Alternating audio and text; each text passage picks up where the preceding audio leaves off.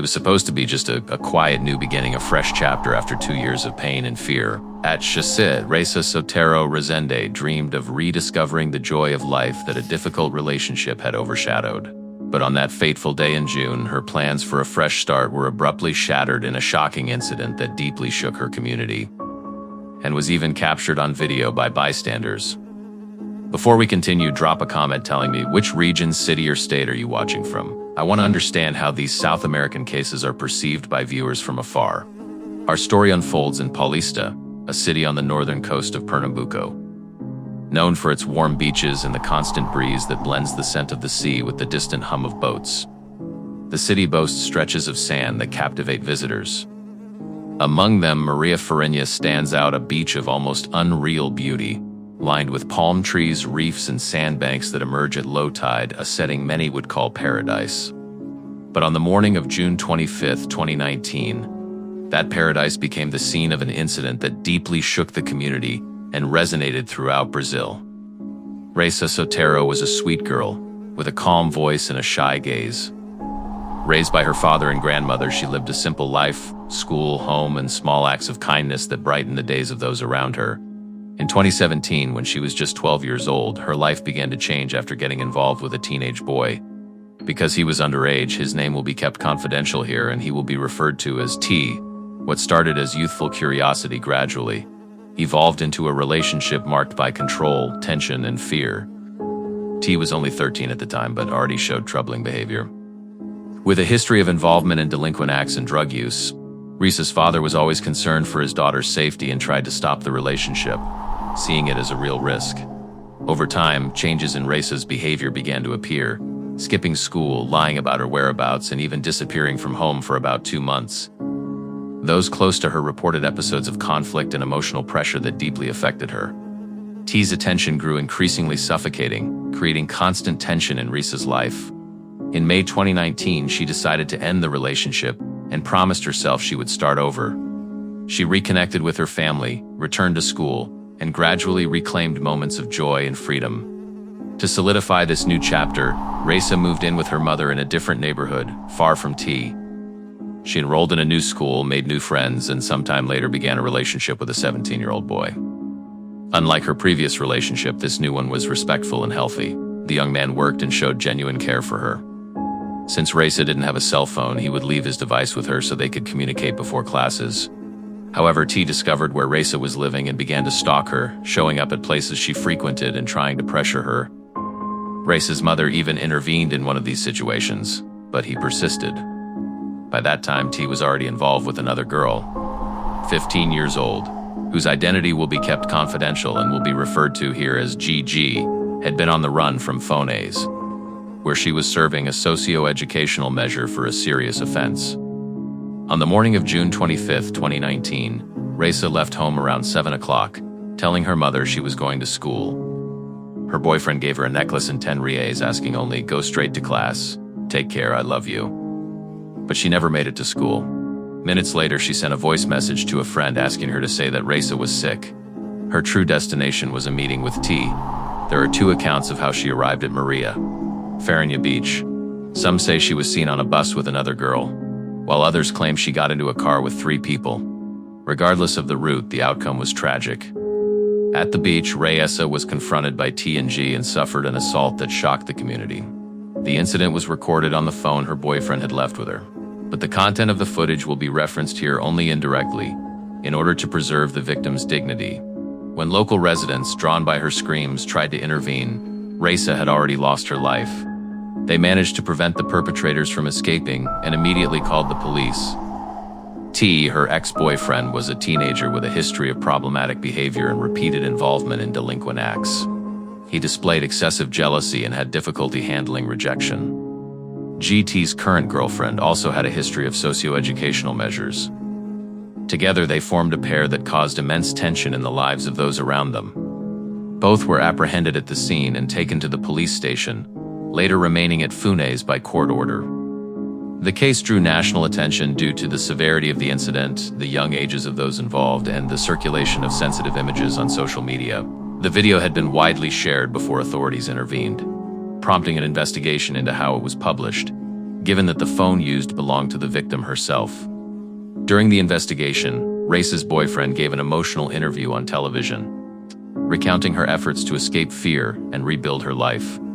He spoke of the emotional and physical scars Risa carried, memories of traumatic experiences she was trying to overcome. With a choked voice, he made a simple yet heartfelt plea: "If you have this video, delete it. Don't share it. It's disrespectful and painful for everyone involved." If stories like this make you reflect on how little we really know about the people around us, leave a like and subscribe to the channel here. Every case is told with the respect the victims deserve. TNG remained in custody, awaiting a court decision. Since both were minors, the maximum sentence they could face was 3 years of socio-educational measures. Race's family organized protests and public campaigns, demanding harsher punishments and arguing that crimes of such severity could not be treated merely as delinquent acts. Risa's tragedy also reignited a national debate. To what extent does the juvenile rehabilitation system actually work? And most importantly, how can the cycle of youth violence be stopped before new victims emerge? Raysa Sotero Rezende was only 14 years old.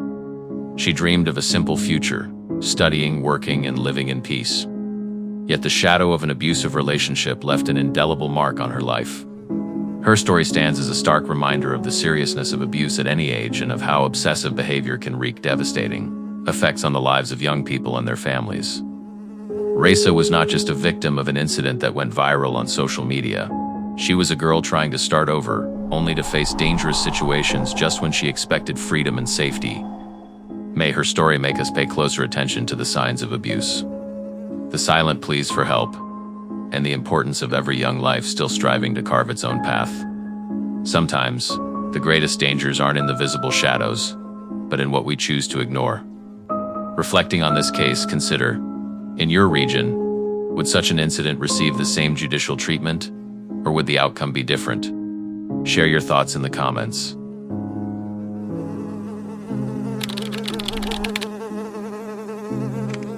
On an ordinary day following the normal routine, a game among friends was underway, accompanied by conversations and laughter between two people sharing the same digital world. But what began lightly and playfully soon gave way to a silence that would leave deep scars. This is the story of Ingrid Bueno, a young gamer who dreamed of helping others and whose life was cut short by someone who blurred the line between the virtual world and reality. February 2021. Brazil was still struggling to adapt to the pandemic. In São Paulo, the days were gray and stifling, and the silence on the streets carried an unsettling feeling, that strange sense that the world had changed too much. In the Pirituba neighborhood in the city's northwest zone, life moved at a modest pace. Shops opened slowly, buses ran crowded, and people tried to keep up with their routines. But inside many apartments, another universe existed. A digital universe where voices and avatars replaced human contact. It was in this setting that two lives crossed paths, forever altering their course. Ingrid Bueno, known among gamers as Soul, was 19 years old. She was stylish, reserved, and, according to those who knew her, had a sweet yet determined gaze, the kind of person who, even in her shyness, left a mark wherever she went. Amid Call of Duty, mobile matches, and tournaments, Ingrid stood out. She was part of FBA Esports, one of the most renowned teams in the women's gaming scene. Skilled, competitive, yet kind, she balanced ambition with warmth. At cosplay events, she often dressed as strong, heroic characters, perhaps a reflection of her own personality. Outside the screens, real life demanded just as much determination. Ingrid was studying nursing and interning at a health clinic, dreaming of helping and protecting lives. It was within the gaming world that she met Guilherme Alves Costa, 18, who went by the online nickname Flashlight. At first, he seemed like just another friend. They played together, exchanged messages, and gradually built a connection, one of those bonds that form in the late hours of the night between laughter and long gaming sessions. But there was something unusual about Guilherme. Something in the undertones of his conversations hinted at introspection, sadness, and loneliness. Ingrid, empathetic by nature, believed she could help him. Even when a friend warned her that he seemed unstable, she chose to see the best in him. They met a few times, playing, talking, and sharing moments from daily life. Everything seemed innocent, until an unexpected situation shifted the course of their lives. On the morning of February 22nd, 2021, Ingrid went to Guilherme's house. She wasn't feeling well, showing symptoms of a possible viral illness, but decided to go anyway. He mentioned that a tattoo artist friend would stop by so she could choose a design. She arrived around 9 in the morning, had breakfast with Gilherm and his mother, who soon left for work. The house fell silent, and what seemed like a normal routine began to take on disturbing overtones. Hours later, messages started circulating in the gaming groups. Videos and images emerged showing Gilherm in a shocking light, revealing a reality no one could have anticipated. When his teammates asked if it was a joke, he simply replied, "That's me in the video. You're blind." Shortly after, Gilherm's brother came home and encountered a scene that would leave a lasting mark on everyone involved. Gilherm Alves Costa was described by his own mother as a calm, loving, and religious young man. He dreamed of becoming a pastor, studied theology, and often said his best friend was God. After the death of one of his siblings, his behavior changed. He became more withdrawn, spending most of his time in virtual spaces. In gaming, he created a new identity, a way to explore possibilities and escape his own reality. But this also seemed to distance him from who he truly was. In the messages he exchanged with Ingrid, signs of emotional instability became apparent. Expressions of obsession and confusing references to missions he believed he needed to complete. Ingrid responded with attempts to understand, perhaps thinking he was just going through a difficult moment. After the events, Gilherm initially withdrew, but not for long. He contacted his brother, acknowledged the seriousness of what had happened, and agreed to turn himself in to the authorities, surrendering less than an hour later. At the police station, when asked about his motivations, he gave a brief and enigmatic reply, "Because I wanted to." During the investigation, new information emerged regarding his mental state. Gilherm had left behind a handwritten notebook containing disjointed thoughts on faith, hatred, and a supposed organization he claimed to be part of, offering insight into the psychological turmoil he was experiencing. He had even written messages suggesting disturbing intentions, blending beliefs with confused ideas. According to experts, however, he acted fully aware of his actions. The mental health evaluation confirmed that he was fully aware of his actions and would be held legally responsible. In August 2022, the case went to trial. Gilherm was sentenced to 14 years in prison. During the proceedings, his mother, overcome with emotion, said, "The son I raised is not this one. I don't recognize him." FBA Esports, the team where Ingrid played, shared a simple yet heartfelt tribute. "Every time we look at the sun, we'll remember her.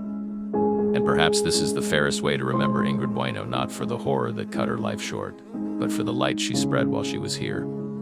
Ingrid's case revealed a darker side of the digital world, a space where loneliness, obsession, and fantasy can blur the line between reality and the virtual. She believed in friendship, trusted people, and sought to do good. Her story remains a reminder of the importance of care, empathy, and vigilance in our digital interactions.